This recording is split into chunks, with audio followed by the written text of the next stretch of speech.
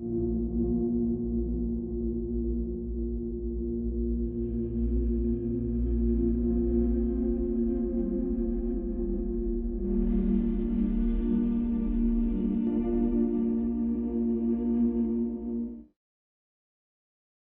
and welcome to another episode of If It's in the Mind, It Can Be Managed. Always looking for solutions. I'm a big believer in that. And as I start with every podcast, if it's in the mind, it can be managed. And we're going to be talking about something a little bit different. And I would say you've got a nice, different, unique style, Nick, which is why you're onto to the podcast. So before we deep dive leadership, managing people, managing their emotions, Nick, tell everybody who you are, where you're from, and what do you do? So I'm Nick Smith. I'm from Bishopbriggs in Glasgow, and I help technical leaders to manage their people better through outdoor coaching. Now, that's you. There was a special word there that I'm like, right, we need to deep dive why you said that word, because we had a little 5-minute prep before we started the podcast. What do you mean by when you say technical leaders? So my background originally was IT and engineering, and I recognized when I came into the coaching and leadership kind of game that a lot of the people that I'd worked with were brilliant at doing the job and dealing with machines, but not so good at dealing with the people. And so I focused initially on people who were technological engineering, but actually I've started to realize more recently that there are all sorts of folks who are technically very gifted at their job, particularly some of the more detail-focused jobs like accountants and lawyers and people like that who are, again, technically gifted, but in many cases, haven't ever had to learn how to deal with the people. And so they try and just kind of focus on the job, even once they're promoted to becoming leaders of the people doing the job. And so I use the word technical to cover all that spectrum of people who are brilliant at working on what's in front of them. It's fascinating how you said spectrum. A spectrum of people. Because in the little 5-minute prep, and I was like, this is going to be a great podcast for so many reasons, because there's definitely a lot of we have a lot of similar ideas on people and the lack of emotional awareness. So this whole podcast is going to be about understanding emotions, which a lot of people within self do genuinely struggle with a little bit. However, in the technical space, because we're going to start looking, I suppose we look slightly into personality traits for this. Yes. You're going to be so. Would you have dealt a lot with the Briggs personalities? Miles Briggs. Miles Briggs. So when I first came into the coaching world, I got introduced to a disc-based system, and that's where I got my first accreditation. And I think because it worked, and it worked for lots of different people, and it particularly worked well for teams to be able to, okay, let me get my head around 4 different stereotypes. Now I can vaguely understand. And I've dabbled with MBTI, but never gone to properly use it. Although actually last week I was working with a team who'd done MBTI, so I kind of took their result and helped them to understand it. But I am more disc focused because it's easy. So where were you on disc? I'll let you guess where I was, because I know you'll be like, I know where you. Where were you on? I'm guessing you are DISC. I'm guessing you're C, analytical. Well done. I am predominantly C. Yeah. I am analytical thinking, judging, and then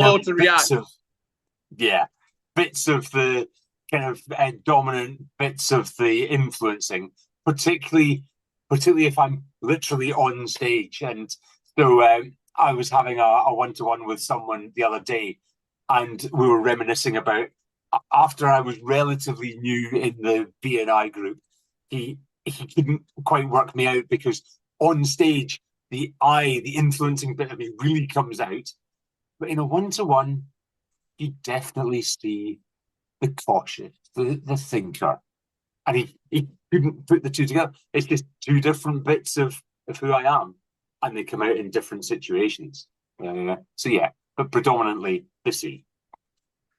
I love that. Where am I? Where am I on a disc? I am guessing that you're more in the influencing kind of bracket.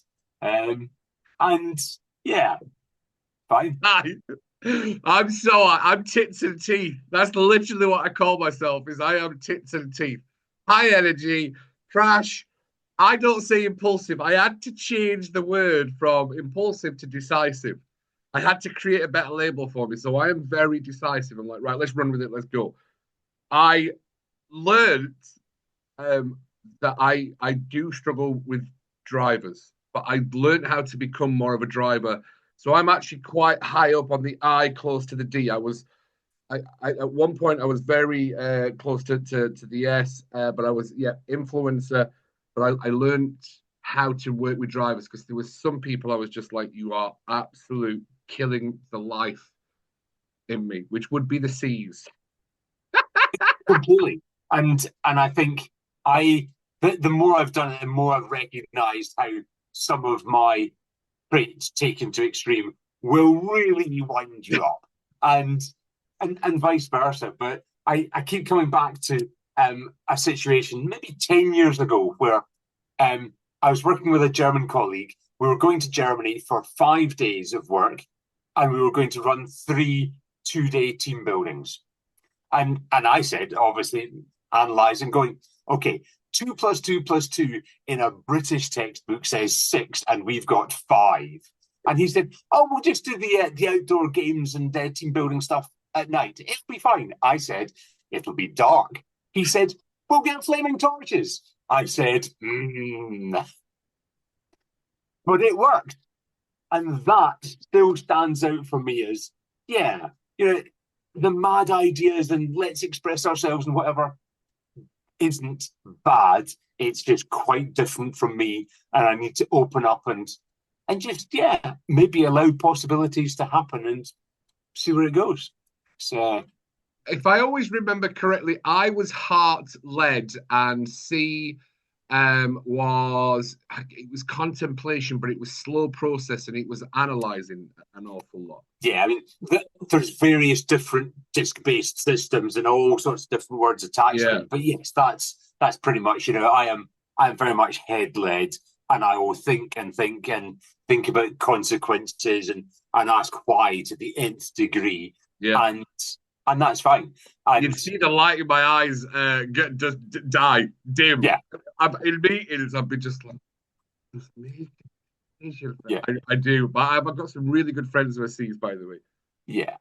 I did say so I worked at Royal Caribbean for a long time, and we got into disc an awful lot, and it was a good process. I didn't like the labels and the boxing of people, but I also understood it, because I think once you've got yourself into a box and a label, which is what Briggs was as well, that was very labely and very boxy, because then you've got, because I know the power of identity.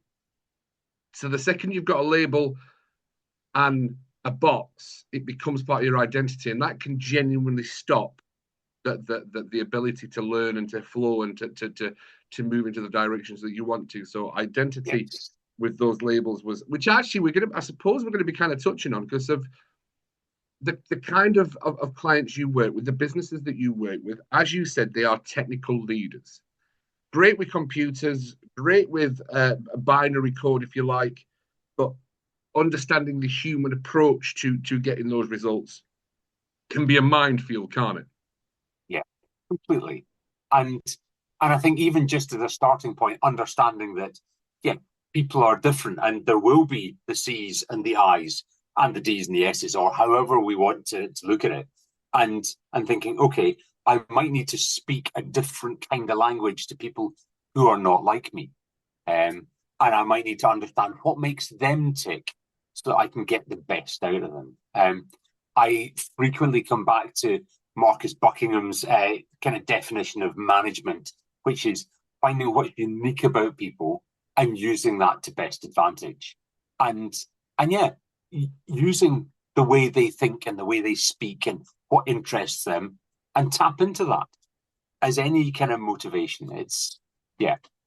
Do you know, I remember the one thing, and I'll mention Royal Caribbean. They gave us great training and things like that. Still stand to me so that once you leave Royal Caribbean, I've got some amazing coaching qualifications that I didn't have to go and pay for because I got them from Royal Caribbean, and I was like, so a lot of my coaching qualifications actually came from Royal Caribbean. I do always remember that the leaders that I always moved towards were the ones that were like exactly like you said, find out what they're good at and just put them where they need to be. Yeah. Don't have them all, because there's always that changes. No, everybody needs to be able to do everything. Do you know what? Just know they don't need to do everything. Put them where they want and suit themselves. If you've got someone who looks like doing a schedule, let them do a schedule. If you've got one who wants to be on stage, let them be on the stage. Move them around to best suit their things. And I remember that as a powerful management tool. Yeah. I was talking to someone earlier this week. He used to run a couple of pizza franchises on opposite sides of Glasgow. And on one side, the young people were brilliant at some of the stuff. And on the other side of Glasgow, they were brilliant at other bits of stuff. And it was like, how can I? But of course, because they were just teenagers, he couldn't just move them around that easily because they weren't mobile. But for him, that was a huge learning experience. That okay, hang on, I've got some skills here. How can I make best use of them? What was the pizza franchise? He did tell me, and I now can't remember. No, sorry, go on. Is it not the one that I'm? Is it not the one I'm thinking of that I see over at TikTok? Boss Pizza. No, it was a while ago. Right. So it's no longer his kind of bag. He tried for a while and then moved on to other things. Right. So we talked about how you coach differently because you are, and I think it was the way that you worded it, and I was like, oh, that's actually quite interesting. So your hate the word, but USP is you are an outdoor coach, so you do your coaching outdoors. Yes. So tell us about that, Nick. So I've got a background in teaching outdoor sports and particularly things like sailing and biking, and I've done lots of that in a previous existence. And then when I came into the kind of helping people to learn about themselves, that's kind of where I started from, and then realized that actually you can have really good conversations outdoors. So I started doing all of my coaching as walks, and recognize that when you're walking, okay, for kinesthetic people, they're moving, they're happy. But even if we're not particularly kinesthetic in our nature, okay, we're visual people, there's things to look at. But the whole thing worked because, yeah, we're getting fresh air and exercise, but actually we're getting time. And time to stop and really think, what is my answer? Because, yeah, we can face each other across a table and I can ask a question and they feel a bit interrogated and come out with an answer. Or we can walk side by side and I can ask a question and they can ponder it, not awkward, not under any pressure to answer. We just keep walking. And so they then process and then have an answer. And I find it leads to better conversation and deeper conversation, so we get more done. Yeah. And at the end of the day, we can then say, oh, yeah, and I've been for a walk and called it work. So, Nick, when you are working with people, you're going to be, and it's definitely my field, my field of expertise, which is the emotional part. And I know you'll be well versed in Daniel Goleman of emotional intelligence, but I like to level up as much as I can in the things that we do.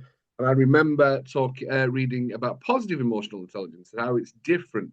Emotional intelligence is really good to start understanding them, but it doesn't take you into that deeper part, which is how you can help like flick the switch within the brain so that you are coming from the positive side of the brain, not the negative side of the brain. I think it's the right side, which is the negative, and the left side, which is the creative side. So when you are working with clients, and we talked about this, are you finding that the clients you're working with, because they are analytical and are not as understanding of emotions, are you finding that you are working with more neurotypical and neurodivergent clients? I suspect so. It's not something that I have particularly delved into to categorize. And people rarely divulge that kind of stuff unless it comes up in terms of, they've been told something about themselves because, they've gone and been analysed, and they feel that's useful to come in. But I suspect that, there's a chunk of stuff in there that might be somewhere within that arena, yes. Yeah. And is that because they are very good with the technical stuff, but understanding the emotions themselves and others? Is that where you come in and coach, Nick? I think sometimes it's simply that they've never been schooled in it at all. And maybe sometimes it's also that when they've stopped training for themselves, they've kind of just veered away from it and gone to the safe space of technical training. And then sometimes it's, I dabbled with it, but I didn't really understand it. And so, okay, where do you want to start? What is it that you don't understand? And sometimes it is, okay, let's start from something like a personality profile and work out, okay, who are you yourself, and who do you see in the people around you, and what do you notice about the way they operate that's different to you? And getting some understanding of others can then lead to maybe managing others. Do you think that, or it's emotions, isn't it? It's such a vast minefield. And you did touch on it there that we're not. Well, I don't remember being taught much about emotional intelligence when we were kids growing up. I think there is more of an effort now to help kids understand their emotions and things like that. And I remember that I did have a nervous breakdown because I did not understand how to manage my emotions and things. So I know I went down that downward spiral.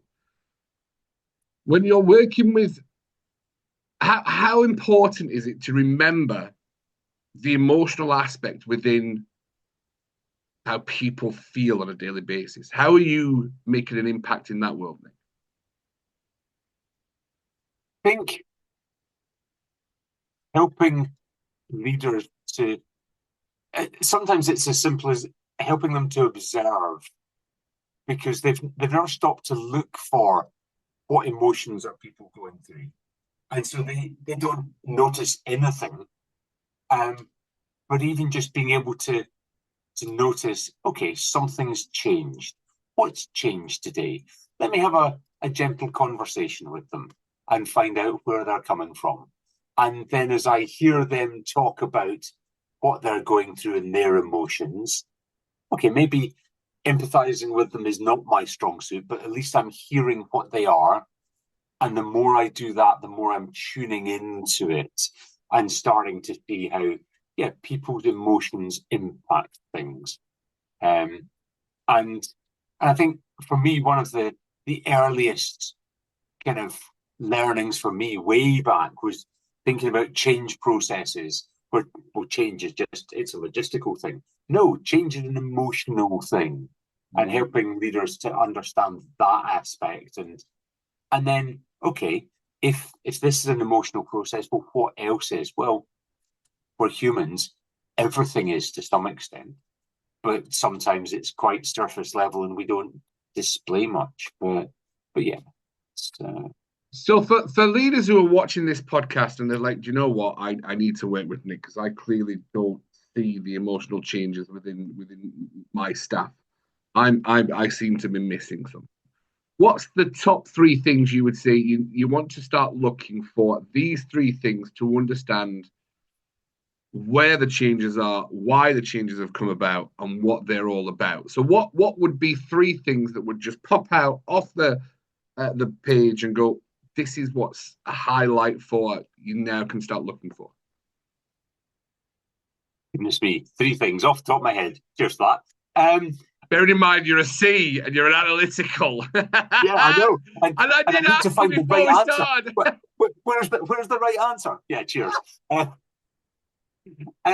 So I think if I'm talking to people that are kind of struggling to grasp this, I think first off, I would get them just listening to what are people saying, and sometimes it's the content of what they're saying, and if they want a bit of help with emotions and understanding it, quite often I will just go back to Vivian Dittmar's work, because she just talks about 5 things, and people who are not yet emotionally aware can kind of grasp, okay, 5 different things, and what are people saying linked to those 5 things? Oh, listening out for those, but also how much, I was going to say volume-wise, not level, but quantity-wise. How much are people talking?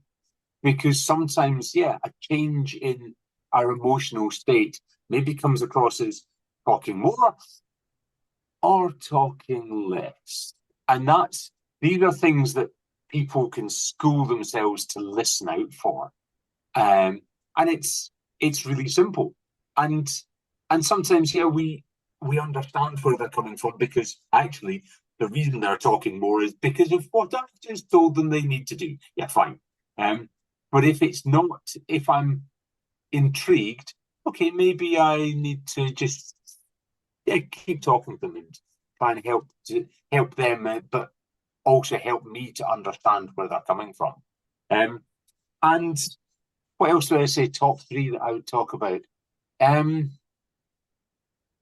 Well, actually, you touched on something. I don't want to stop your train of thought there, but you did touch on what are the 5 things that most people, that Vivian was talking about. Those 5 things would be a great subject matter. I'm going through I've never heard that name mentioned before.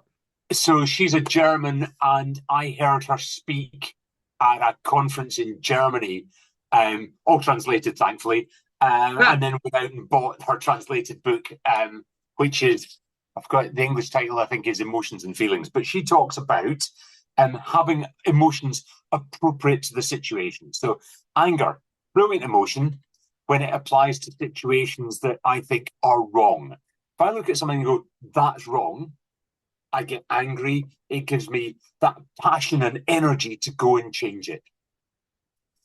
But that only works if I actually am in a place where I can go and change it. So, for example, I'm driving along the M8 between Glasgow and Edinburgh, and someone's in front of me, and road rage. Can I change them? No. Can I change what's just happened? No. Fine. Anger is just going to eat away at me. Not appropriate, not helpful. Sadness, that's unfortunate. Things that, I wish were different, but I am powerless to change. And where anger kind of gives us that energy to go make a change, sadness gives us that chance to become more accepting of it. I can't change it. Okay, let me just accept. But obviously that's not so appropriate sometimes if it leads me to passivity, because I need to go and change it. I need that passion. Get angry. Fine. Where have we got to? Joy. That's right. It's good. It's proper. It's the way things should be. I should be happy. And again, in the wrong circumstances, putting that fake positivity on it and go, yes, it's great. I'm loving this. No, that's not going to help me, is it? No. But joy, when it's the appropriate emotion, brilliant. It's right. And then, where have I got to?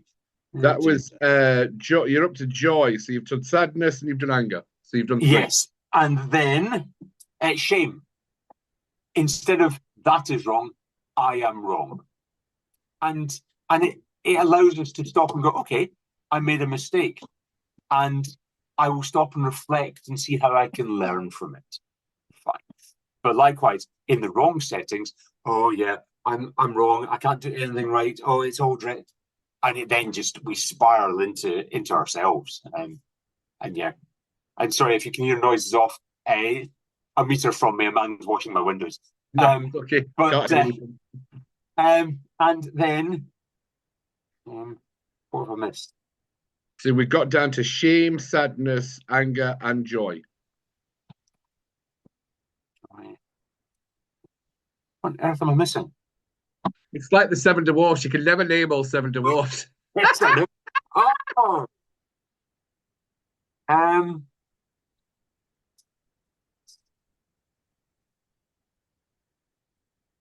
need to go and look it up. Goodness me. It's okay. It's okay. So we've got 4. We've got 4 of the emotions. So emotions and feelings. Yes.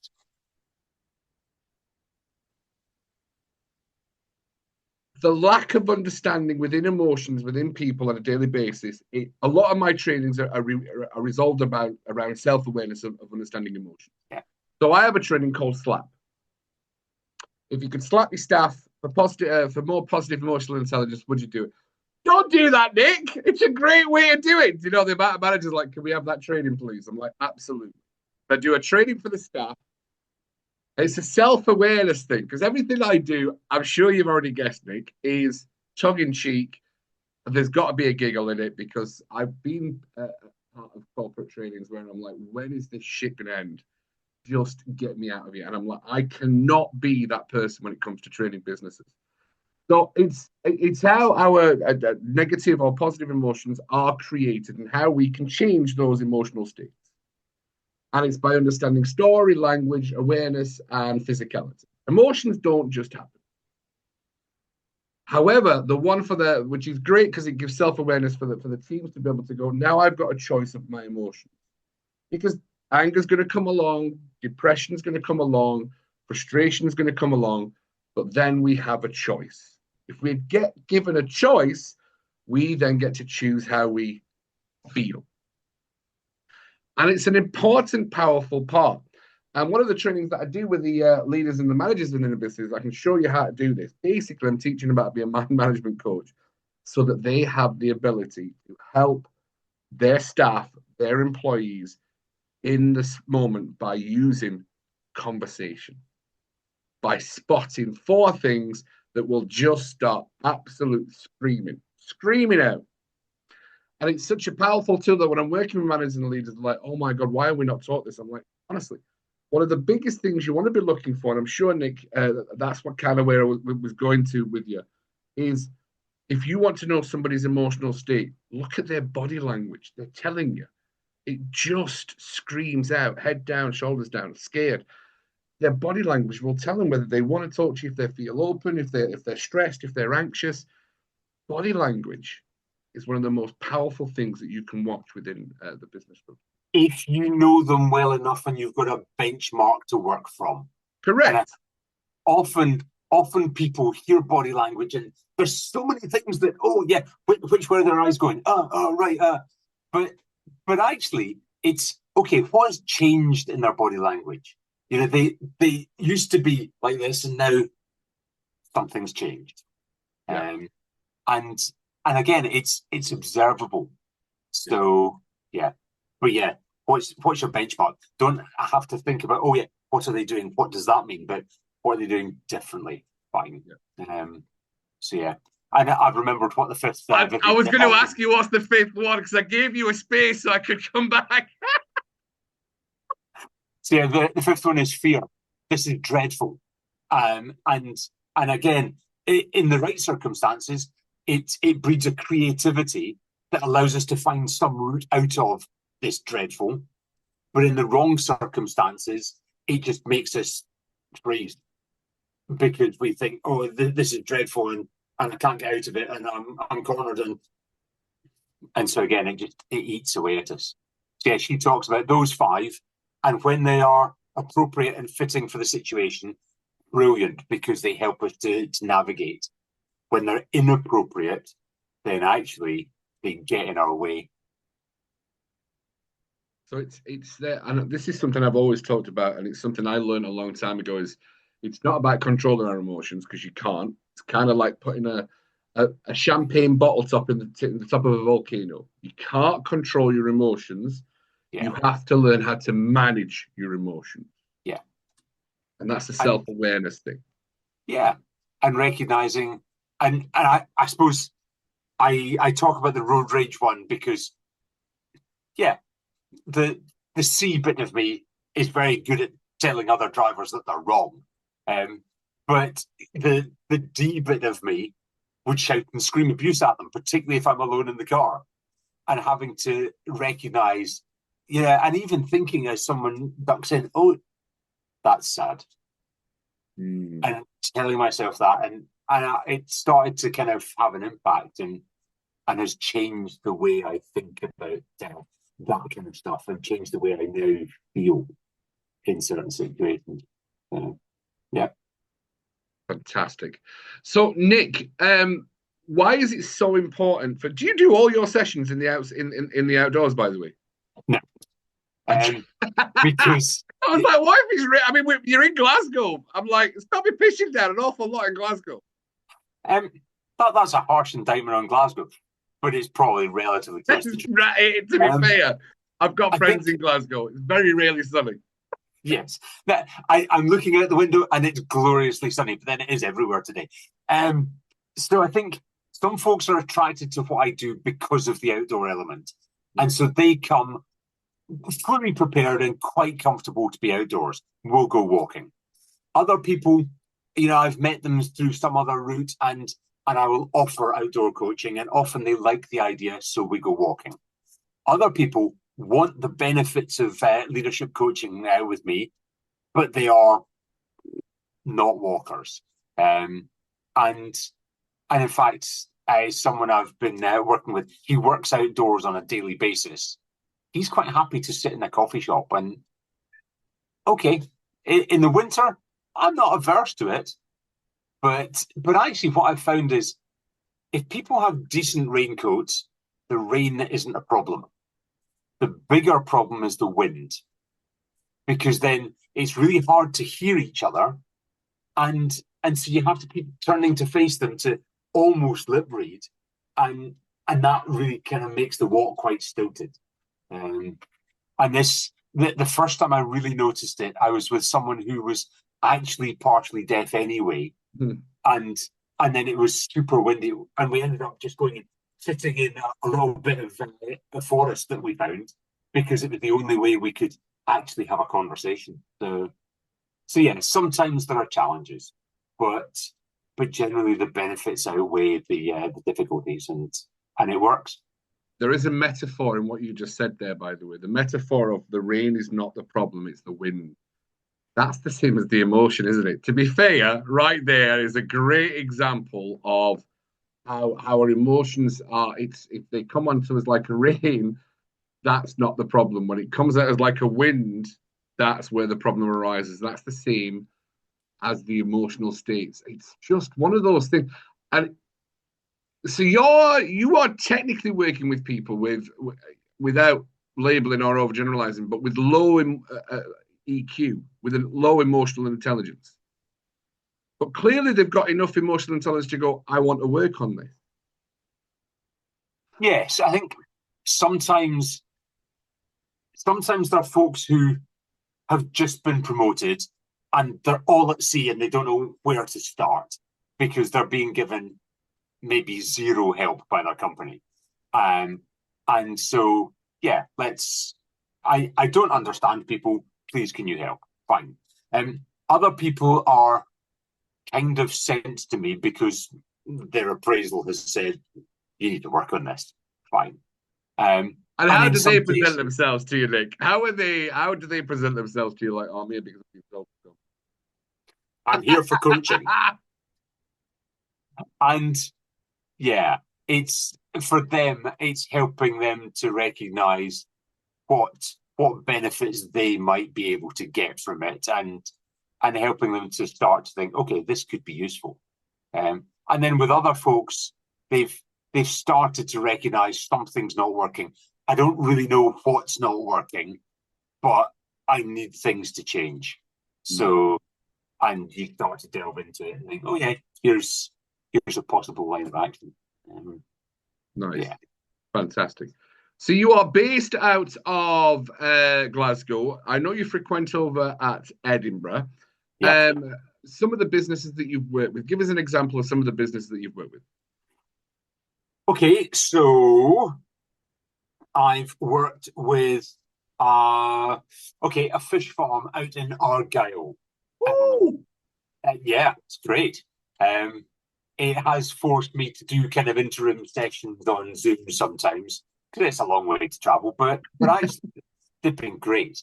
And that was initially a referral because the boss was big into his walking.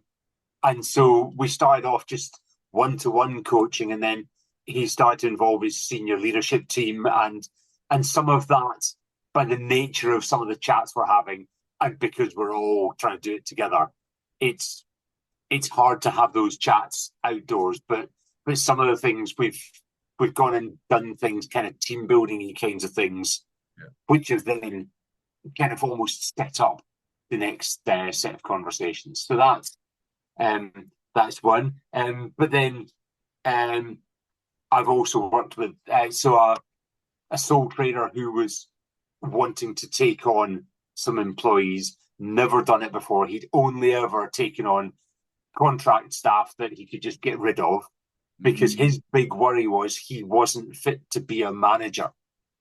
And so his big fear around taking on a new employee was, hang on, I need to make sure I don't end up in a tribunal or whatever.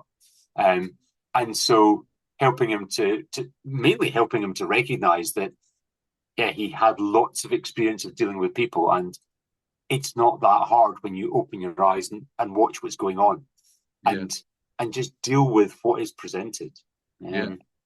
So yeah. And who else would I use as an example?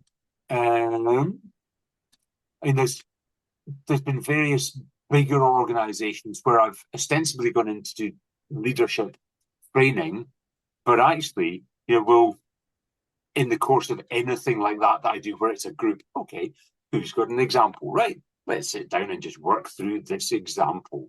And it almost becomes another coaching session there. Yeah.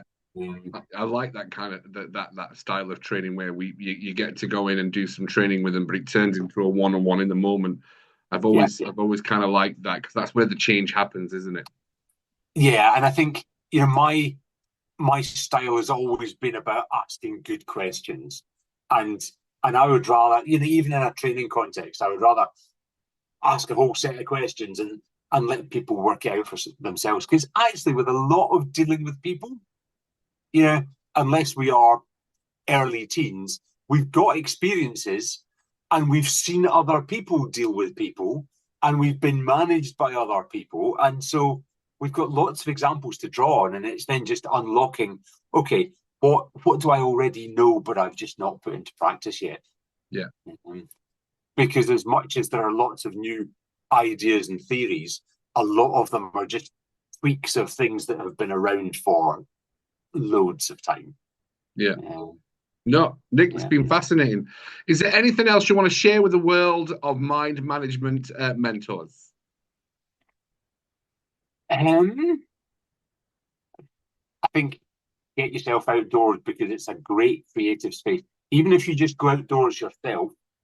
But I think, there's all sorts of work been done recently on how, if you're stuck with a problem, go for a walk, because just the open space opens your mind for that.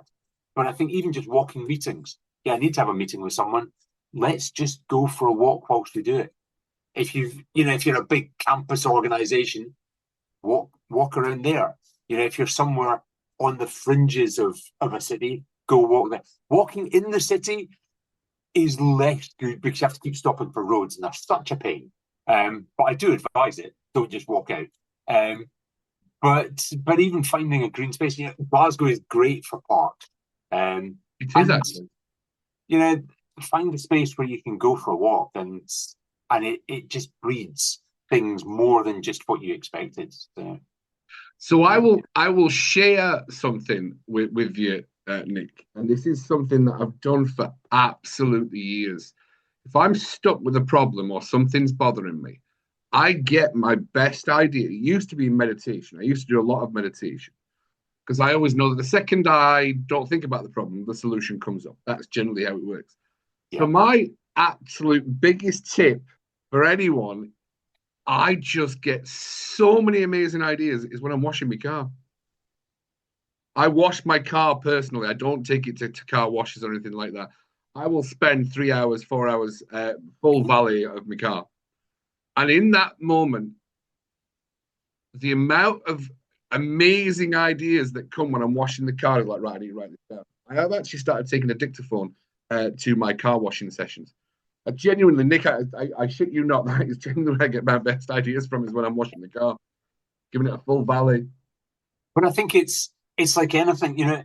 If I can put the idea into my subconscious and then go and work on something else, then I relax and let my subconscious do it in the background. And and I think walking works for a lot of folks because part of your brain is having to think about where am I going and one foot in front of the other. But but actually there's a lot of your brain that's freed up to just work on this in the background. But car washing, whatever. And I think it's different for each of us. But deliberately go out and do something different. Find what works for you, and then make use of it on a regular basis. Absolutely fantastic. Nick, it's been an absolute pleasure to have you on the Mind Management Mentors podcast. Emotions are such a big part, especially in that technical space. And I know we touched on a few labels and things on the neurodivergent, but I know that we thought we'll maybe come back to that again in the future. What a fascinating conversation of how outdoor coaching and understanding emotions in the technical space really is a fascinating space to be. So, Nick, a massive thank you. Thank you so much for coming onto the podcast. Thank you for having me. Not a problem at all. We're wrapping it up. So, as always, big love from Cuddy, and I will see you on the next episode of If It's in the Mind, It Can Be Managed with the Mind Management Mentors podcast.